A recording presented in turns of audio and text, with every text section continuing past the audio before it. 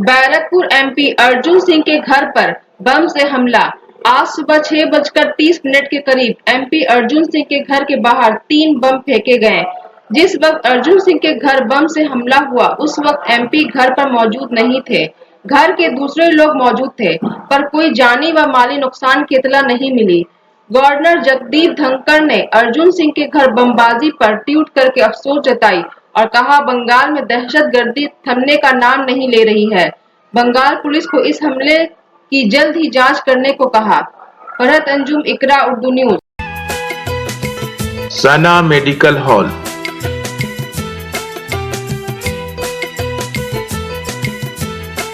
10% discount on every medicine. Oxygen cylinder also available. দেখুন 2 মাস আগে আমার কাছে একটা খবর ছিল। আমি প্রধানমন্ত্রীকে, অমিত শাহজিকে আর মাননীয় রাজ্যপাল মহোদয়কে তিনজনকেই একটা কনফিডেন্সিয়াল চিঠি লিখেছিলাম কি স্বয়ং নবান্ন থেকে একজন আইপিএসকে দায়িত্ব দেওয়া হয়েছে আমাকে ফোন করার জন্য।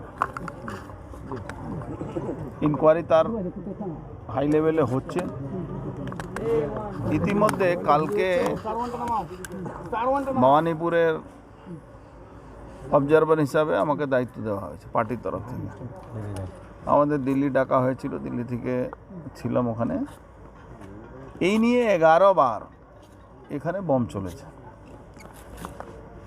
10 বার আশেপাশে 5 ফুট দূরে, 7 ফুট দূরে, এবার সরাসরি দরজার উপরে বম চলেছে। 10 বার আমি 164 করেছি কোর্টে, 10 টাইমস। অপরাধীদের নাম নেওয়া হয়েছে, বলা হয়েছে কারা এদেরকে প্রভোগ করছে, কারা পাঠাচ্ছে। এখানে চারোদিকে সিসিটিভি ক্যামেরা লাগিয়ে রেখেছে জগদ্দল থানা পুলিশ, কিন্তু সেই অপরাধীদেরকে তাদের ধরার সুযোগ নেই, বা ধরলেও 5 আইন কেস দিয়ে পাঠিয়ে দিচ্ছে, বলছে বেল হয়ে আছে। এবার সরাসরি বাড়ির সামনে বম চলে। পুলিশকে বলবো কি এটা কি, পুলিশকেও এটাই বলবো কি এটা কি আর কি হচ্ছে?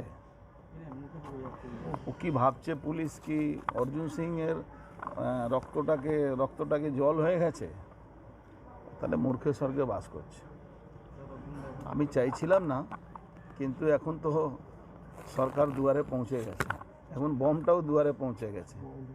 এই দুয়ারে বম যে এসছে, এই বমের কাইফিয়তটা কিন্তু দিতে হবে। যারাই এখানে দায়িত্বপূর্ণ আছেন বা যারাই তৃণমূল কংগ্রেসের গুন্ডারা করেছে, কেউ কোনোভাবে রেহাই পাবে না। আমি ইতিমধ্যে গভর্নমেন্টকে বলেছি কি এটাকে এনআইএ দিয়ে তদন্ত করা হোক, কেন এখানে এক্সপ্লোসিভ ইউজ হয়েছে, হাই লেভেল এক্সপ্লোসিভ ইউজ হয়েছে। লোহার অত মোটা যে একটা সিট, সেটা ভেঙে গেছে, তার মানে এখানে হাই এক্সপ্লোসিভ ইউজ হয়েছে। দেখা যায়।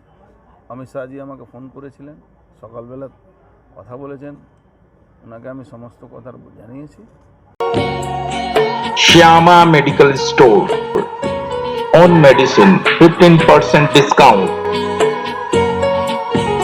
6% discount on food and OTC product, up to 3 kilometer, home delivery free.